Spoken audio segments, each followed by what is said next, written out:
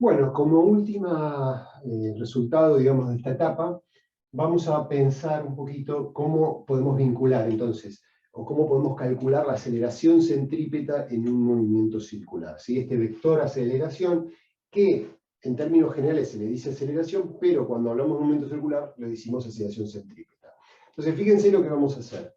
Vamos a suponer un movimiento circular, como está dibujado acá, en dos instantes. ¿Sí? Este va a ser el instante inicial y este va a ser el instante final, dos instantes iniciales y finales, y le vamos a trazar su vector, su radio, ¿no? Su radio vector, ¿sí? El radio que lo une. Y vamos a observar que acá se forma un ángulo que llamamos un ángulo delta tita, porque es el ángulo restado del ángulo final menos el ángulo inicial. ¿Bien? Entonces lo vamos a llamar ya directamente delta tita. Si yo dibujo los vectores velocidad, en este momento yo dibujo, bueno, el vector velocidad va a ser tangente a la trayectoria y acá también va a ser tangente a la trayectoria, ¿no? ¿Se acuerdan que esa es la característica del vector velocidad? Entonces, ¿qué voy a hacer? Voy a dibujar un nuevo sistema de referencia solo para llevar o trasladar esos dos vectores velocidad que yo acabo de dibujar recién. Fíjense que si lo hago con cuidado, ¿sí? Lo hago con cuidado, y tomo este vector y lo dibujo, tiene una inclinación, y si tomo el siguiente y también lo dibujo, ¿no? Los dos vectores van a ser iguales de largo, pero están cambiados de dirección. Fíjense, traté de eso, mantener la dirección aproximada. Voy a observar un fenómeno o una propiedad geométrica muy interesante, y es que este ángulo, que es el ángulo de la posición, se vuelve a repetir básicamente entre los dos vectores, ¿sí? De ese ángulo vuelve a ser el mismo. Tal vez acá no quedó muy prolijo, no parece ser el mismo, pero vuelve a ser el mismo. Y entonces entré a analizar ahora estos vectores velocidad, ¿no? Los comienzo a analizar.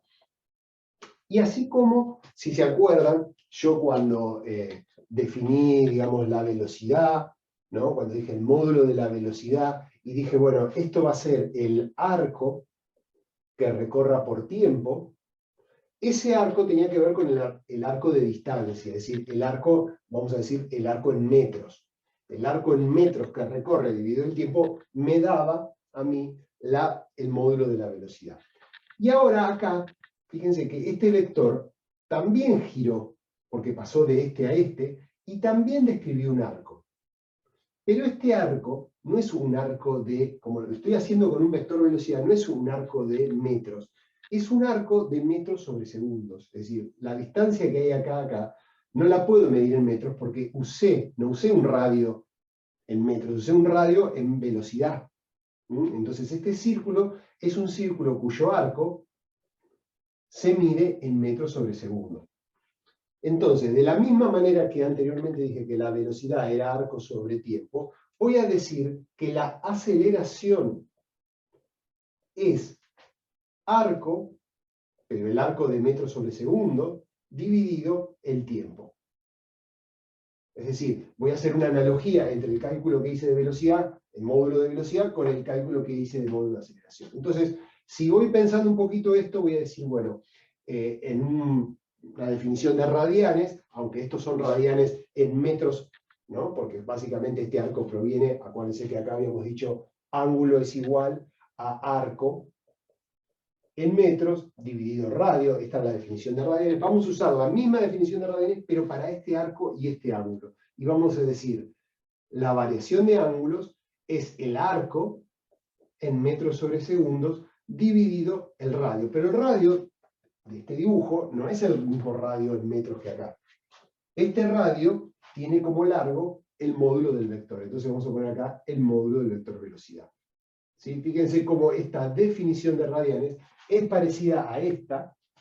De hecho, vamos a trabajar con el mismo ángulo, porque en definitiva dijimos que este ángulo era el mismo que este, pero acá vamos a medir metros sobre metros y acá vamos a decir velocidades sobre velocidades. Bien, si yo despejo de acá este arco y lo reemplazo en esta expresión, me va a quedar variación de ángulo por módulo de la velocidad dividido el tiempo, que no es otra cosa que delta t. Y si observamos con cuidado, lo que vemos entonces es que se volvió a formar una relación que ya conocíamos. Variación de ángulo sobre tiempo. ¿Qué era esto? Velocidad angular. Acuérdense, esto era velocidad angular. Así que entonces obtuve una expresión matemática de la aceleración centrípeta. Que dicho sea de paso, le vamos a poner una pequeña c. Esta aceleración, ¿cómo se puede calcular? Haciendo omega por el módulo de la velocidad.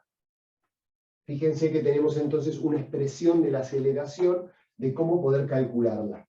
Bien, y fíjense que si ustedes acá usan, porque obligados están, ya que usamos la definición de radianes, a usar radianes sobre segundo, y en velocidad usan metros sobre segundo, el resultado, como el radian no es una unidad, me queda en metros sobre segundo al cuadrado, que era lo que esperaría que me dé una aceleración.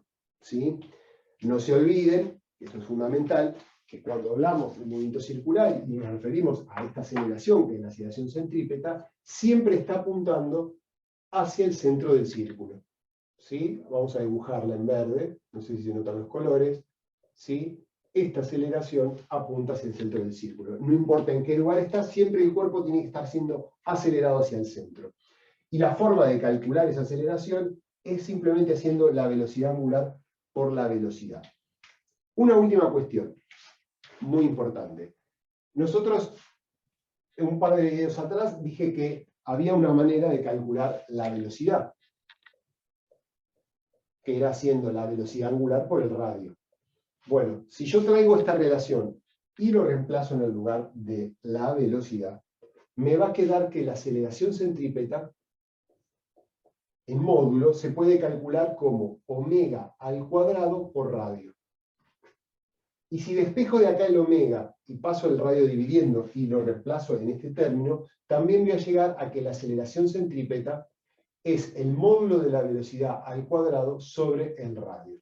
Es decir, que no solo tenemos para calcular la aceleración centrípeta esta expresión de acá, que es multiplicar estas dos variables, sino que también podemos usar la segunda relación, que es velocidad angular sobre el radio, o el módulo de la velocidad al cuadrado sobre el radio. Son todas variaciones de la misma relación que nos permitirían llegar al cálculo de la aceleración centrípeta.